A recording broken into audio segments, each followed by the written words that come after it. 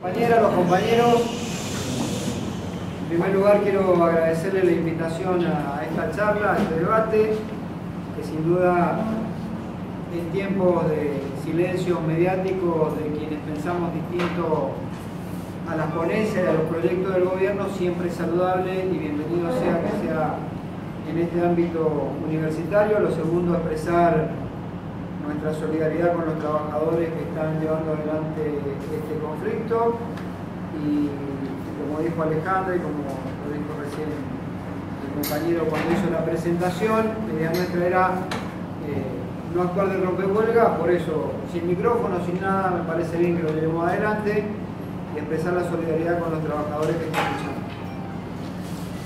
Analizar la reforma laboral fuera del contexto de las otras dos reformas sería un error. Creo que este gobierno, inteligentemente para su lógica, trata de instalar en la sociedad la cultura de que los derechos de los trabajadores son los que impiden la generación de empleo.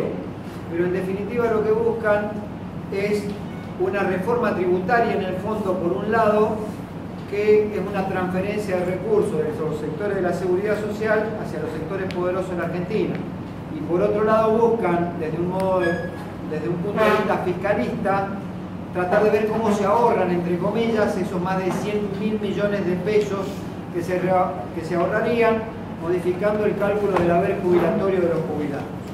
En definitiva, si nosotros lo analizáramos desde un solo punto de vista, estaríamos cometiendo un error garrafal, porque tiene tres instancias: tributaria, previsional y laboral.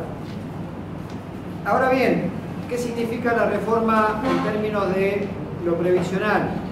Significa dos cuestiones que me parece importante atender. La primera es que no son 100.000 millones o casi 100.000 como dice el gobierno. Cualquiera que lea el presupuesto nacional, hoja 53, se va a encontrar con cuánto es lo que destina el Estado Nacional a prestaciones sociales y tiene un índice de actualización 2017 versus 2018 equivalente al 22% anual, que era la presunción de lo que se iba a tener que actualizar.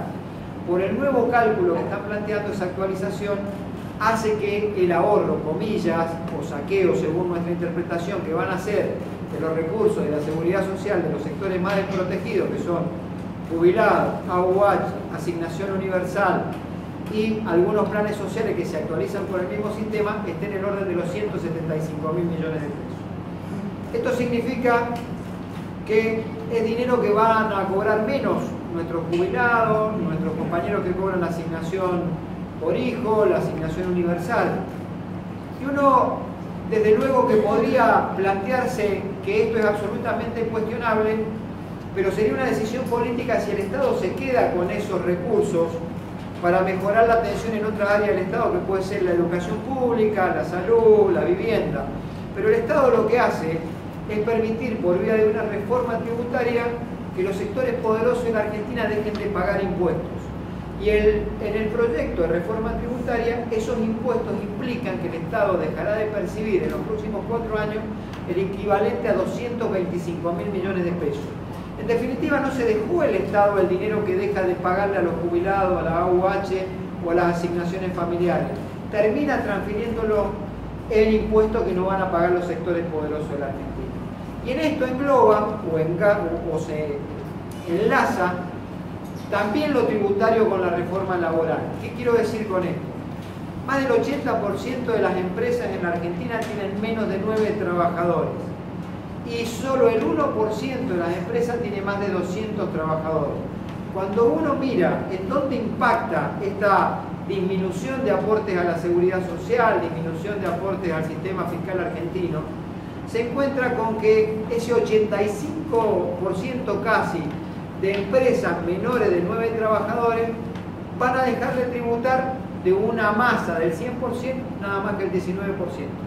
Y el 1% de empresas que tienen más de 200 trabajadores dejan de tributar el 40% de esa masa. Entonces queda definido claramente hacia dónde va el proyecto, que es en cierta medida cómo se empoderan los sectores ya poderosos en la Argentina y cómo hay una transferencia de recursos que los sectores sociales más desposeídos particularmente empiezan a transferir hacia los sectores más poderosos de la Argentina. ¿Cuál es el argumento? Denomínese vulgarmente la zanahoria que ponen delante.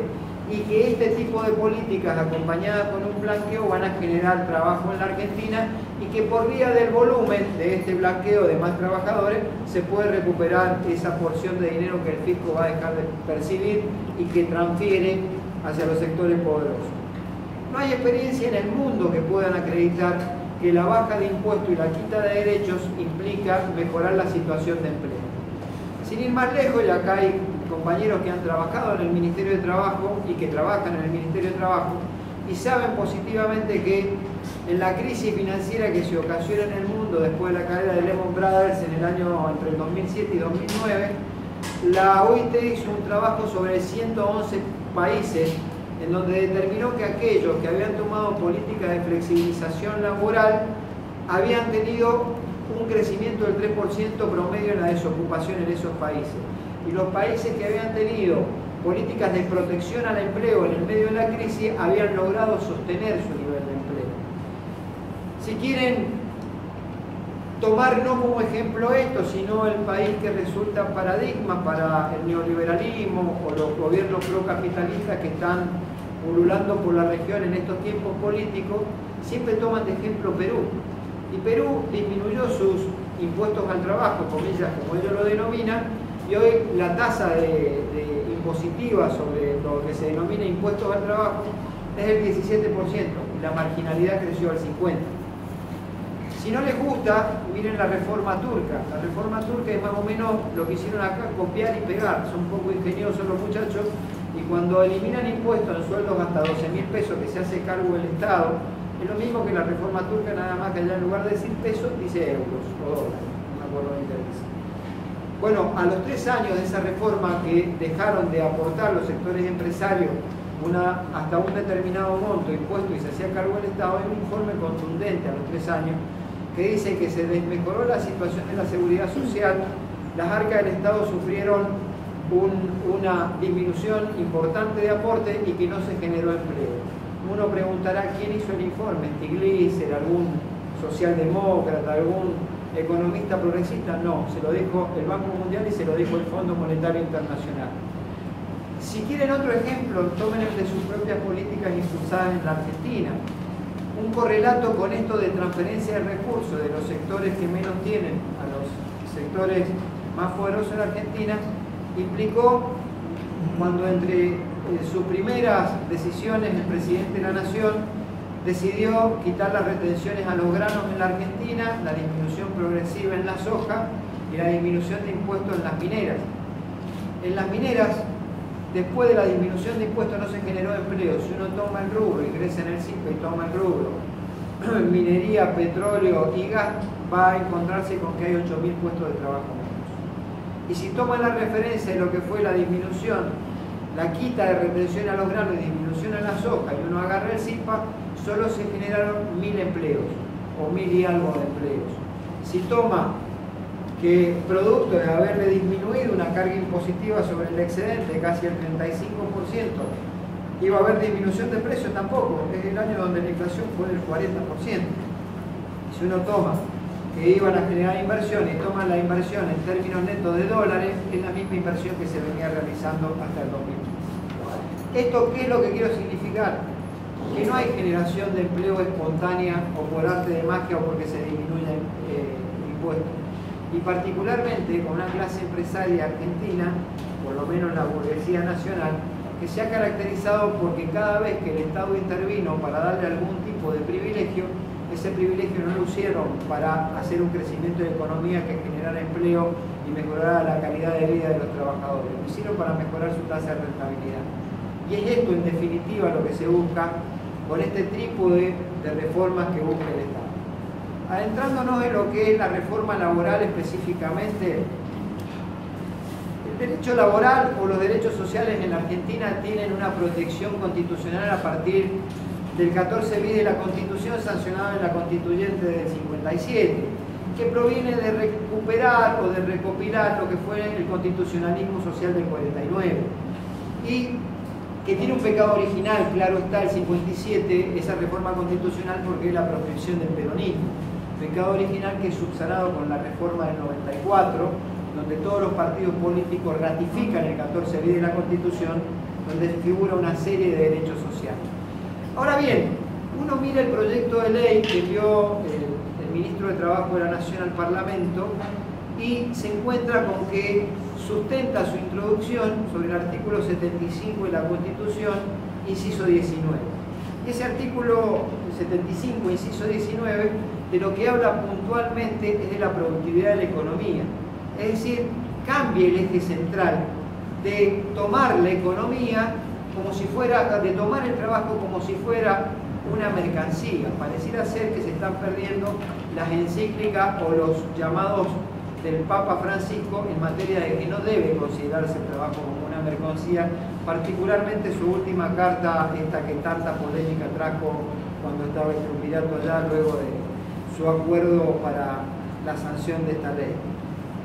Qué pena que el gobierno no mire el inciso 22 del mismo artículo 75 de la Constitución Nacional, que expresa la adhesión de Argentina a los pactos internacionales y le da rango constitucional a partir de la Constituyente del 94, porque ¿qué dice ese artículo 22? Que todos estos pactos internacionales cobran raigambre por encima de las leyes nacionales. En esos pactos internacionales figura lo que se denomina la progresividad del derecho.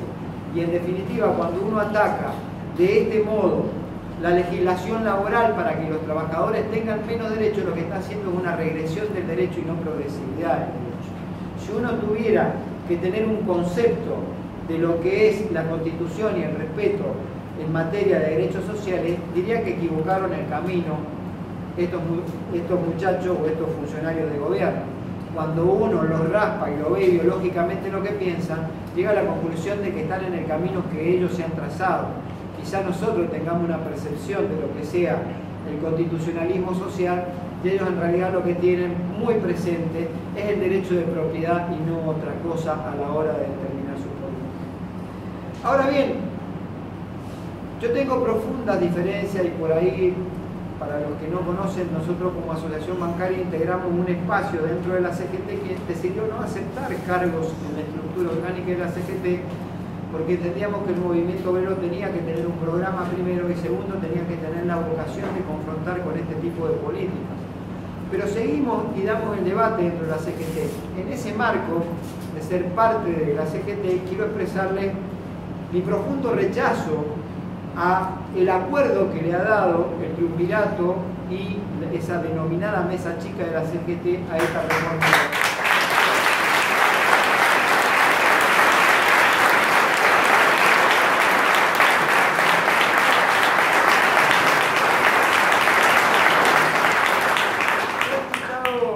Compañeros míos, dirigentes sindicales, decir que se ha preservado el núcleo duro de la ley de contrato de trabajo y del derecho protectorio laboral argentino. Quiero decir que esto no es así.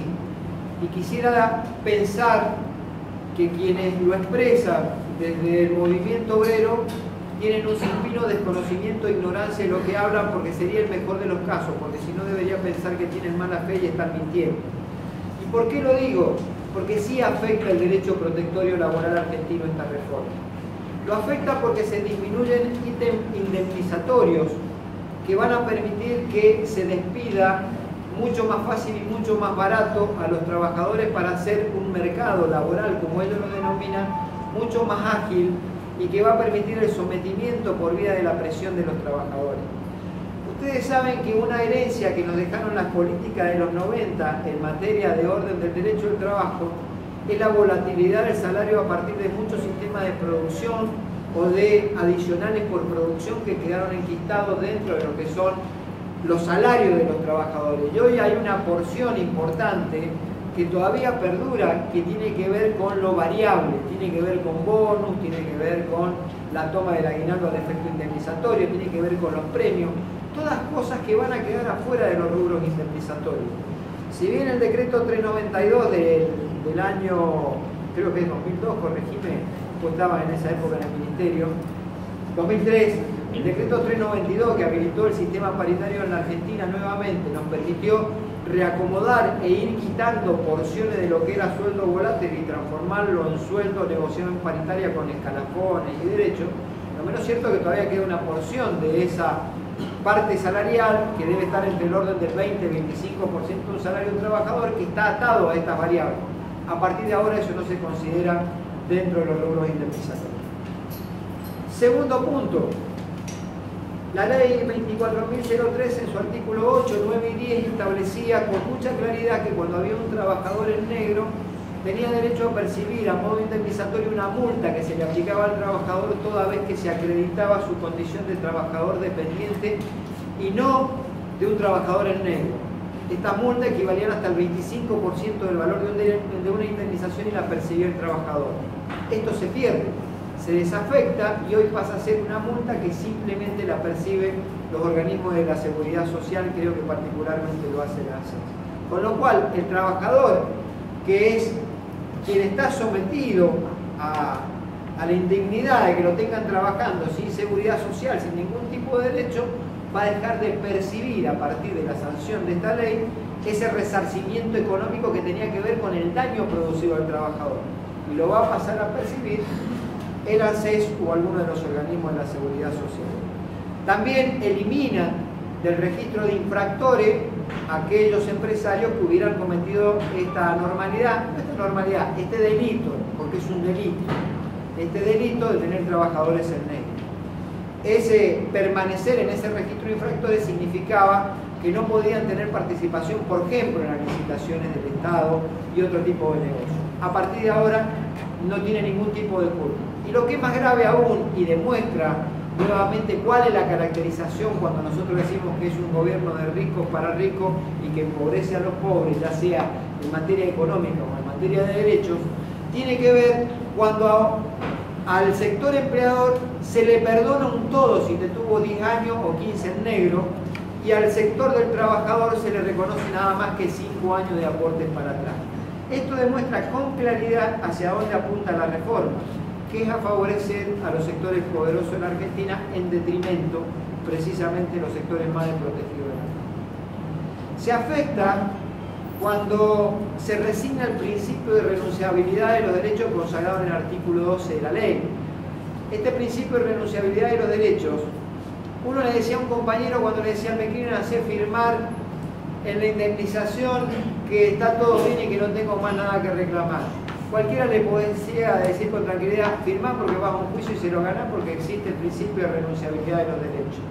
A partir de ahora, a partir de la sanción de esta ley, con la sola presencia de un abogado en el Ministerio de Trabajo, el trabajador puede renunciar a los derechos que por encima de la convención colectiva haya obtenido o tenga de su contrato individual de trabajo. Esto, que puede parecer es un derecho individual que el trabajador tenía por encima en su contrato individual de trabajo y lo que es la convención colectiva, es la punta del iceberg, porque es en principio por el derecho individual y después lo que ellos denominan el mercado va a terminar regulando, seguramente que van a ir por los derechos colectivos, lo que hoy empieza por el derecho individual termina por el derecho colectivo. Ese principio de renunciabilidad del derecho le pega una médula espinal al derecho protectorio laboral argentino. También se afecta el artículo 66 del ius variandi, que es cuando un trabajador le es modificada su condición de trabajo de una forma ostensible, discriminatoria y discrecional por parte del sector empleador.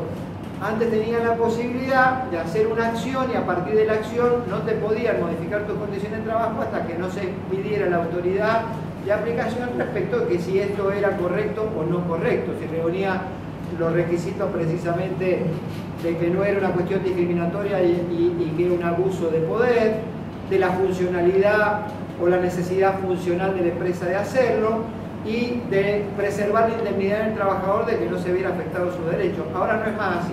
Podés hacer la acción judicial, pero primero marche preso, vaya, cumpla con lo que le dicen y si algún día te sale el juicio, bueno, retrotraemos la situación. Estas situaciones modifican el artículo 66 o el espíritu del artículo 66 de la Ley de Contrato de Trabajo. Y yo podría seguir enumerando una serie de cosas más que se afectan y que pueden parecer menores, pero sería ocioso porque en definitiva cada cosa que yo mencione son cuestiones a la baja de lo que tenemos hoy los trabajadores. Y a cambio solo unos pocos días de más en algún tipo de licencia por paternidad, adopción o fertilización asistida, que en definitiva no lo paga el sector empresario, lo paga el Estado a través de lo que son las asignaciones familiares. Quiere decir que entre trabajadores y Estado le permitimos que el sector empresario todavía tenga la bondad de darnos más días por paternidad, fertilidad asistida, fertilización asistida o por adopción. Ahora bien, ¿por qué es necesario para el gobierno esto? No solo por el hecho de una política de mejorar la tasa de rentabilidad del sector empresario, de permitir desde el punto de vista de concepción ideológico un empoderamiento de los sectores poderosos para que por vía de sometimiento disminuyan los reclamos de los trabajadores y sus organizaciones, sino también que se inscribe en el marco de lo que hablaba Alejandra, que tiene que ver con los tratados de libre comercio que se están por suscribir con la Unión Europea. Y yo apelaría por ahí, porque vieron que pareciera ser que para nosotros los argentinos el imperio es Estados Unidos.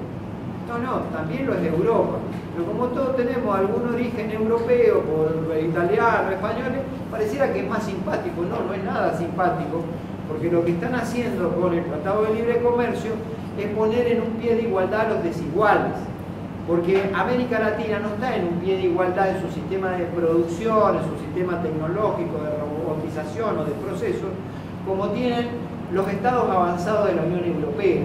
Entonces vamos a llegar a la conclusión que en esos tratados que son a libro cerrado, los parlamentos de los países no pueden modificar lo que está establecido, y lo que está establecido lo han establecido los grandes asesores de las grandes empresas de los grandes países de la economía concentrada y centralizada del mundo. Entonces, por ejemplo, no hay más compra nacional ni hay prioridad en las licitaciones para las empresas argentinas que cuiden el trabajo argentino. Si vos vas a comprar 6.000 barras de hierro para una construcción de un hospital público, te la va a vender quien fabrica 6.000 millones de barras de hierro a nivel mundial, porque sus costos son infinitamente menor de lo que puede producir una empresa argentina. Con lo cual nosotros pasamos a ser simplemente subsidiarios de la economía mundial, aportando mano de obra barata y sin derechos. Es rica la historia del derecho laboral argentino consagrado a través de gobiernos nacionales y populares. Jornada de 8 horas de trabajo, ley de salario mínimo vital y móvil, derechos laborales, donde han confluido distintos pensamientos ideológicos, desde el socialismo de Palacio, el radicalismo de Irigoyen, el de Iglía, el peronismo de Perón y Evita, la nueva etapa de Néstor y Cristina en la Argentina, para que toda esa gama de derechos se vea tirado por la borda a partir de una concepción estrictamente mercantilista de lo que es el trabajo en el mundo, y no como una función de dignidad que tiene que tener el ser humano para su subsistencia a partir de la dignidad del empleo. Por eso, no solo hay que mirarlo desde la quita de derechos, la disminución del costo laboral, como ellos dicen, sino también que hay que mirar lo que se inscribe en el contexto de una política de adhesión del gobierno nacional a políticas centralizadas en materia del orden económico mundial que impera. ¿Qué hace este orden económico mundial?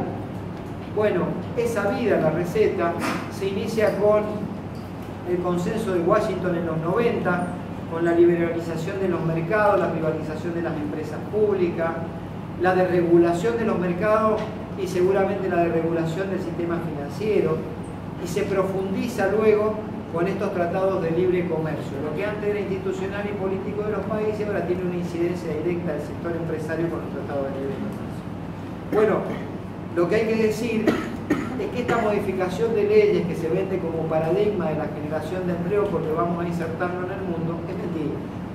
La Argentina en los últimos 15 años, para que nadie nos tilde de defensores a ultranza de un gobierno, del cual yo no soy del mismo color político, pero defiendo muchas de esas políticas que se llevaron adelante porque eran inclusivas, no es así. Voy a tomar 15 años. En los últimos 15 años en la Argentina, hasta el 2015, hubieron 222.000 aperturas de empresas. De esas 222.000 aperturas de empresas, más del 90% fueron pymes. Y en los 2 primeros años de gobierno, según las fundaciones y organismos vinculados a las pymes que se encargan de estudiar el funcionamiento de las pymes, dicen que hay casi 6.000 cierres de pymes en la Argentina. Esto no tiene que ver ni con las leyes laborales, ni con los convenios, ni con el ataque que se le hace a los jueces por considerarlos parte de una mafia corrupta de los juicios laborales, ni de los abogados que nos defienden y se los propicia como hacedores de esa mafia de juicios laborales, ni por sindicatos que nos hemos quedado, parece que en la historia, y discutimos derechos de los trabajadores, sino que tiene que ver ese cierre de empresas con medidas de política macroeconómica, como por ejemplo una apertura de importaciones y la falta de protección de determinadas actividades que requieren de la intervención del Estado para hacer esos sectores sustentables en el tiempo y que puedan seguir generando empleo en la Argentina. Con lo cual, esta reforma previsional, tributaria y laboral conlleva en el fondo algo que yo vengo sosteniendo hace tiempo, que no nos equivoquemos en el análisis, porque uno podría enumerar 200 cosas por las que uno presupone que el sector empresario hoy por vía de una elección ha tomado el poder en la Argentina colocando a sus hijos en las principales áreas del Estado argentino. Y hoy ves que la energía la maneja el gerente de Shell, ves que el jefe de gabinete el que maneja el supermercadismo en la Argentina, ves que el Ministerio de Economía se lo dan a la banca internacional ante un JP Morgan, hoy con Caputo, un ex Deutsche Bank, y así seguís mirando que cada sector del Estado se lo apropió a alguna corporación. En realidad uno podría enumerar y decir vinieron por mejorar su tasa de rentabilidad, vinieron por mejorar los monopolios de las empresas privatizadas y garantizarle una ganancia exorbitante, vinieron por los derechos de los trabajadores. Está bien, yo no tendría un nivel de certeza de casi el 90% de estas cosas, pero uno lo que tiene que entender es que vinieron a recuperar el empoderamiento. Esto es lo que han venido a recuperar, el empoderamiento que antes tenían organizaciones sociales, organizaciones sindicales e inclusive organizaciones políticas, porque si hay un mérito tanto del gobierno de Alfonsín como el de Néstor Kirchner, es que recuperaron la política para la sociedad como instrumento para mejorarle la vida a los argentinos y como la definición para resolver los problemas de la Argentina. Los problemas de la Argentina no los resuelve el mercado, no los resuelven las grandes empresas ni los resuelven las políticas económicas. Es la política la que resuelve la asignación de recursos para saber si hay más o menos pobres en un país, para saber si hay más o menos educación, para saber si hay más o menos salud pública en la Argentina. Por eso digo que vinieron a recuperar ese empoderamiento. ¿Y para qué lo recuperan? Para lograr por vía del sometimiento, del miedo, de la quita y pérdida de derechos, una mejor tasa de rentabilidad que es la consecuencia, o mejorar la situación de dominación del proyecto de país del que ellos pretenden. Un país para pocos, en donde muy pocos le vaya muy bien y en donde el grueso le va muy mal y aporta nada más que para que a ese pequeño porcentaje de empresarios o de empresas le vaya bien. Yo culminaría diciendo que dos cosas, ¿no? Uno, que si están en ese afán de reglamentar cosas, podrían reglamentar tranquilamente el 14 bis de la Constitución, que estableció que los trabajadores teníamos que tener participación en las ganancias de las empresas y dirección en los sistemas de producción. Porque si hay una deuda que con los trabajadores tiene la democracia, es que desde el año 57 está vigente ese artículo y aún no se reglamenta. Imagínense si hubiera tenido el mismo criterio el Parlamento argentino y no hubiera reglamentado el derecho de propiedad. La presión que ejercen las corporaciones hubiera dado por tierra con cualquier sistema democrático y por vía de facto hubieran impuesto la reglamentación del derecho de propiedad. Solamente a los trabajadores no les reglamentan el 14 bis de la Constitución. Segunda cuestión, dicen que por el lado del blanqueo lo que se hace es generar empleo porque el problema en la Argentina es la informalidad. ¿Sabe cómo se resuelve el problema de la informalidad? Muy fácil. El Ministerio de Trabajo cumpla con su rol que tiene que cumplir, que es controlar, inspeccionar, multar y obligar a que se corrijan las irregularidades en la ley. Y si quieren discutir una reforma tributaria, la reforma tributaria no tiene que ser regresiva. Sacarle a los que menos tienen, son como Hood Robin, ¿no? Le sacan a los que menos tienen para los que más tienen, es al revés. ¿Quiere una reforma tributaria? Discutámosla en serio. Significan lo que le van a extraer al sector social de la Argentina casi 7.700 millones de dólares que van a dejar de pagar. Y por la renta financiera que van a aplicar, van a percibir solamente 1.100 millones en el mejor de los casos. Esa es la ecuación. Los sectores más desposeídos de la Argentina aportan 7.700 millones de dólares y los sectores que especulan solo aportan 1.100, en el mejor de los casos. Y 1.100 porque lo llevan a un límite de 1.400.000 pesos el depósito. 1.400.000 pesos es un compañero laburante que a lo mejor consiguió en toda su vida vender un departamento para comprarse una casa y va a terminar pagando, porque son menos de $100.000, 1.400.000 pesos. Y hoy un departamento vale $100.000 en cualquier departamento que uno busque. Claro, sin embargo vemos que los grandes importes que hay en el sistema financiero argentino, que son de capacidad ociosa, no digo aquellos que reinvierten, sino los que son capacidad ociosa, siguen pagando o no pagan lo que deberían pagar en materia impositiva. Los sectores mineros, ¿ustedes saben cómo se paga impuesto la minería en Argentina? Con lo que declara el MINES. Miren, saqué 200.000 toneladas, de las cuales 198.000 son barro, y las otras 2.000 tengo un pedacito de cobre, un pedacito de plata y un pedacito de oro, y sobre eso liquida. No hay ningún tipo de control del Estado. Controles, muchachos, una vez se están llevando mucho más oro, plata, aluminio y cosas caras por las que están tributando. Es decir, una reforma tributaria que tienda a que paguen quienes más tienen, no quienes menos tienen. Creo que esa es la discusión, y que en definitiva entiendan que el impuesto a las ganancias sobre los salarios no es un impuesto que favorezca la recaudación, porque el impuesto a la ganancia sobre el salario lo que quita es dinero del consumo del mercado interno, y el 70% del PBI en la Argentina es el mercado interno. Y vos al que le sacás el impuesto a la ganancia no estás consumiendo. Si vos lo volcás, tiene un efecto multiplicador no solo en la economía, en la generación de empleo, sino también en la recaudación. Esto, ¿por qué lo digo? Porque me parece que es un tiempo de inflexión en la Argentina.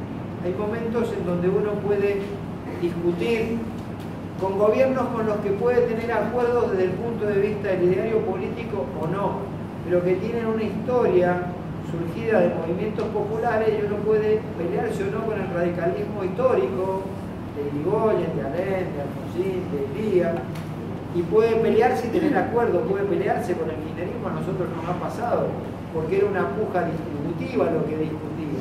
Puede pelearse con gobiernos de otros espacios políticos como el socialismo. Pero cuando es la derecha y con una concepción tan clara como la que están expresando en sus proyectos, uno no tiene matices sobre los que transitar para un acuerdo. O se es blanco o se es negro. Y este gobierno avanza hasta donde lo dejen que avance. Por eso se hace absolutamente necesario conseguir una síntesis del movimiento obrero, que se debe dar a través de un programa que exprese con claridad qué quiere el movimiento obrero, no solo de sus cuestiones reivindicativas vinculadas al trabajo, sino que piense el movimiento obrero respecto del país. Cualquier sociedad se maneja en su agenda por lo que hace el sector empresario, que es el capital, los estados que regulan, y está bien que genere agenda el Estado porque votamos para que así sea, y debería ser por lo que genera el sector del trabajo. Acá está ausente el movimiento obrero de generar su propia agenda. Entonces discutimos la del Estado y la del capital, y cuando estos son una sola cosa, como hoy en la Argentina, discutimos la agenda de ellos y no lo que piensan los trabajadores. A partir de la conformación de una agenda, podemos tener un programa claro por el cual discutir los trabajadores. Inclusive, desde el punto de vista político, es hasta más fácil después que desde el movimiento obrero se exprese adhesión a un candidato de un determinado partido político, y no que terminemos apoyando a un candidato por la rosca partidario porque sea el menos malo o el mal menor, sino porque lo apoyamos porque expresa un programa que el movimiento obrero necesita, quiere y se hace imprescindible en una discusión de una sociedad moderna y progresista. Concluyo diciendo que de regulación de los mercados financieros, libre comercio sin ningún tipo de intervención del Estado, proceso de flexibilización y transferencia de recursos hacia los sectores más poderosos auguran un muy mal camino, que si uno le agrega un endeudamiento que va a condicionar por generaciones a la Argentina, no hace más que generar un caldo de cultivo que puede hacer este país bastante insoportable dentro de muy poco tiempo, cuando ya no haya más financiamiento externo. porque está claro que hay una decisión geopolítica en el mundo y particularmente en materia financiera de acompañar los procesos de desplazamiento de gobiernos populares en la región por gobierno procapitalista, financiando el déficit para que no haya, digamos, maremotos sociales en estos países. Pero a partir de la consolidación política de esos espacios de derecha en la región, seguramente el financiamiento externo va a finalizar y le van a pedir más ajuste del que ya hay, y cuando ese ajuste se produzca, seguramente van a haber conflictos sociales bastante complicados, porque en ese nivel de conflicto social es la grieta más grande que se ha producido en este último tiempo en Argentina, y no es la grieta política que está bien que la haya, porque existe desde el propio día de la independencia en 1816 en la Argentina, que esa grieta es entre los que nos quieren oprimir y los que no queremos que nos opriman. Aquí se ha zanjado y profundizado la grieta más dura que tiene que resolver la democracia, que es entre los argentinos que comen y los que no comen. Muchas gracias.